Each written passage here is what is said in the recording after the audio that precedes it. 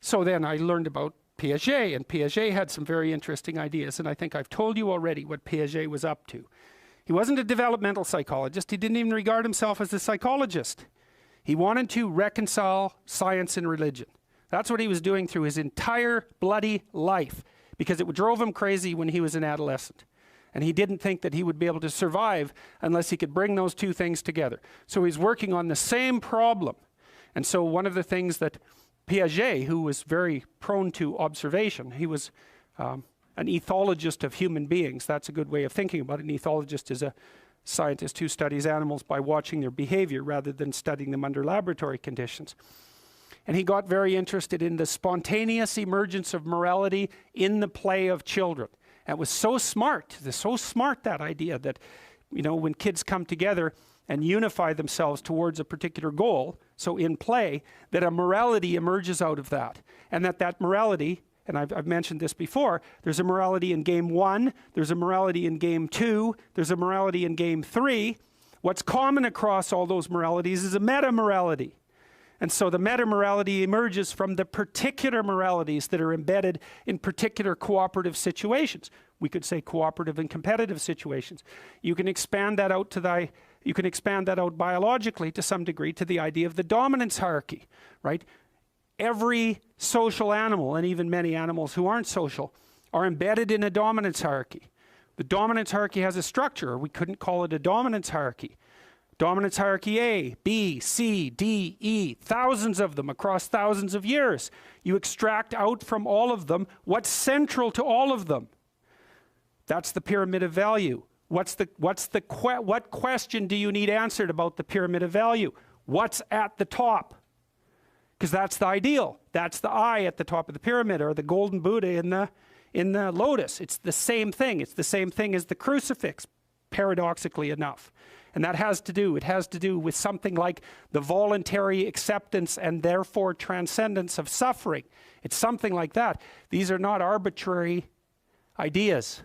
They're deeply, that's my case anyways, they're deeply, deeply, deeply rooted in biology and culture. They're as deeply rooted in biology as the dominance hierarchy is rooted in biology. And we already know the answer to that. The dominance hierarchy has been around for 350 million years. It's a long time. You don't get to just brush that off and say, well, morality is some sort of second-order cognitive problem. It's like, no, it's not. I mean, I can tell you something about its instantiation in your nervous system. You have a counter at the bottom of your brain that keeps track of where you are in terms of your status, and it bloody well regulates the sensitivity of your emotions. So if you're at the bottom of the hierarchy, barely clinging on to the world, everything overwhelms you.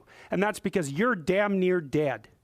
And so everything should overwhelm you. You've got no extra resources. Any more threat, you're sunk. So you become extremely sensitive to negative emotion, and maybe also impulsive, so that you grab while the grabbing's good. And if you're nearer the top in the dominance hierarchy and your counter tells you that, then your serotonin levels go up, you're less sensitive to negative emotion, you're less impulsive, you live longer, like everything works in your favor. Your immune system functions better, and you're oriented at least to some degree towards the medium and long-term future. And you can afford that because all hell isn't breaking loose around you all the time. And so then the question is there a way of being that increases the probability that you're going to move up dominance hierarchies? Well, that doesn't seem to be a particularly provocative proposition, unless you think that it's completely arbitrary and random, and that you can think that if you want, but I don't think there's any evidence for that whatsoever. I mean, we certainly have, even for sexual selection, we impose criteria. They're not random and arbitrary. So, okay, so back to Jung. So what was Jung trying to do? Well, he was trying to see, Jung believed that once we had stopped populating the cosmos with gods, that they went inside.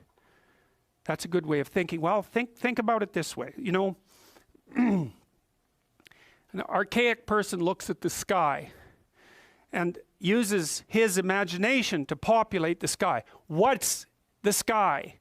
Well, it's the constellations. It's the domain of the gods. Well, why? Well, because the gods are what are out there beyond your understanding. Well, that's what you see when you look up at the sky. So you populate the night sky with figures of your imagination.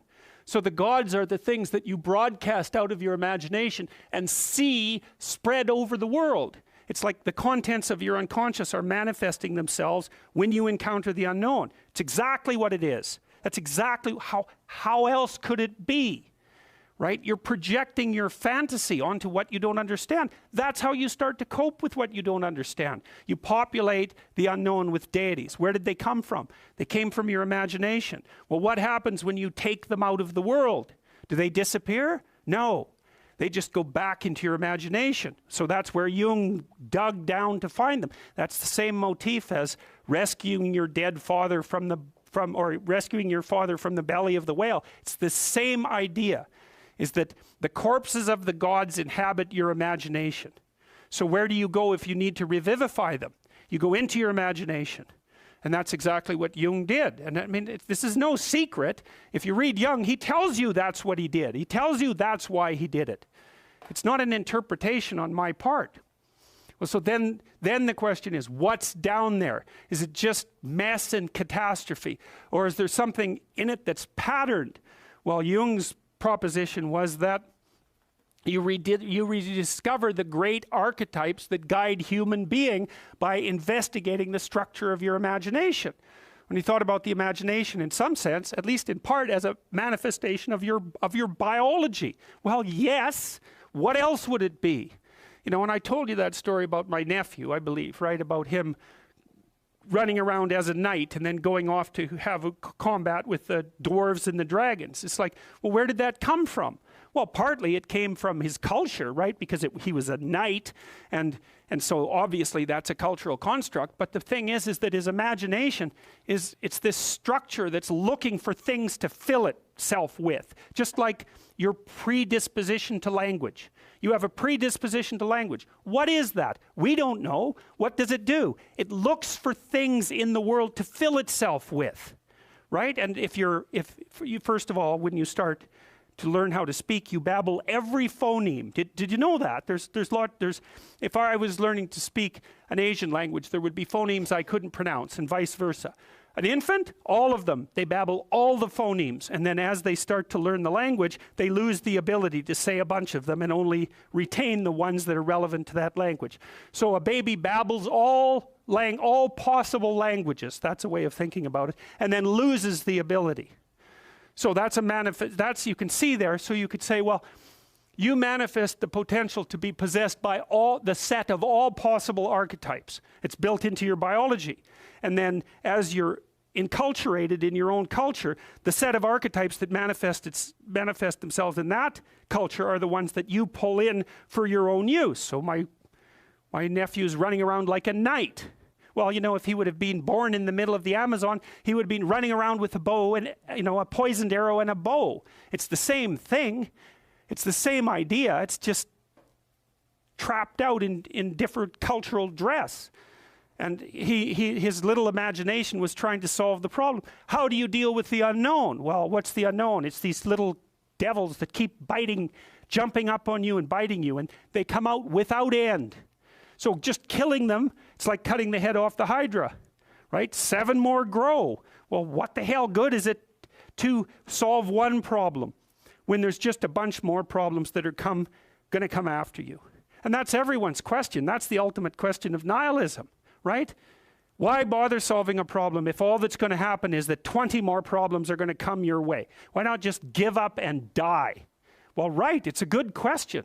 It's a good question, right? Is the suffering so intense that the whole game should just be brought to an end? That's another fundamental question of existence. And people who've become truly malevolent answer that question in the affirmative. They say, it's too much, we should destroy it. Now, I wouldn't say they're precisely doing it only for humanitarian reasons, but you have to understand and appreciate the logic. It's not irrational. That's the other thing. It's not irrational to work for the destruction of being. It's not irrational. In fact, it might be the most rational thing you could come up with, to Depends on your initial set of presuppositions. So, Jung, down into the belly of the beast, so to speak, to see what lurks in the imagination. He sees the birthplace of archetypal ideas. Well, what are archetypal ideas? They're patterns of, you could think about them as representations of patterns of adaptive behavior. And so then you might ask, well, where did they come from? Well, that's part of what I've been trying to teach you about. They evolved, as far as I can tell, right? They evolved collectively, is that our society, and this is the dominance hierarchy idea. Dominance hierarchies set themselves up as a matter of course. They're the standard way that animals organize themselves in a territory. Well, okay, human beings are watching those dominance hierarchies since we became self-aware, thinking, what the hell are we up to? What the hell are we up to?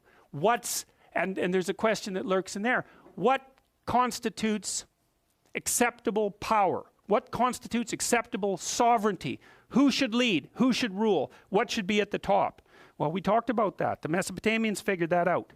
Speech and vision, that's Marduk. Speech, vision, and the willingness to confront the terrible unknown. That's what should rule. Well, what's that, an arbitrary idea, or is that a great idea? How could it be any other way? Well, that's what human beings are like. And I don't think that you can read the Mesopotamian story and understand the reference, which isn't an easy thing to do, and fail to draw that conclusion. Marduk has eyes all the way around his head. He speaks magic words. He goes off to fight Tiamat, the dragon of chaos. Well, what's that? That's the reptilian predator that lurks in the unknown.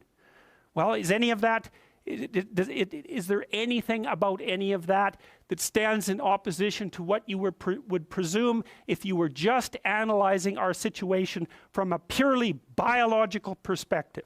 We're prey animals, we're predators. We've been threatened by reptiles forever. Why wouldn't we use the predator that lurks in the dark forest or the water as a representative of the unknown? Why wouldn't we harness that circuitry? We already have it at hand. And even more to the point, how could we do anything else? It makes perfect sense. Well, so then you might say, well, what would you want to be king? You could say king of the world or king of your own soul. What do you want to subordinate yourself to? How about your heroic willingness to encounter the unknown and articulate it and share that with people? There's no nobler vision than that. And I don't see that it's merely arbitrary. And so, and it's not merely arbitrary too, because if you do that, to the degree that you do that, assuming your society isn't entirely corrupt, you will be successful. It will actually aid you practically. You'll rise up above men. You'll be selected by women. You'll be admirable. You'll be valued. And you know that because if you look at the people that you admire and value, again, unless you've taken a detour into dark places and are possessed with admiration for people who are working for malevolent purposes and for destruction, you just have to watch the people that you admire and try to figure out what's common across them and draw your own conclusions. And you can ask yourself too, when you're torturing yourself with your conscience because you're not doing what you should be and you know it, what is it that you're torturing yourself in relationship to? You have a vision of your own ideal and you torment yourself if you're not matching it. What's the ideal? Well, you don't know, right? It's kind of incoherent and poorly articulated, but that doesn't mean it isn't trying to manifest itself and make itself known to you. It's really the purpose of religious education, is to make that ideal articulated.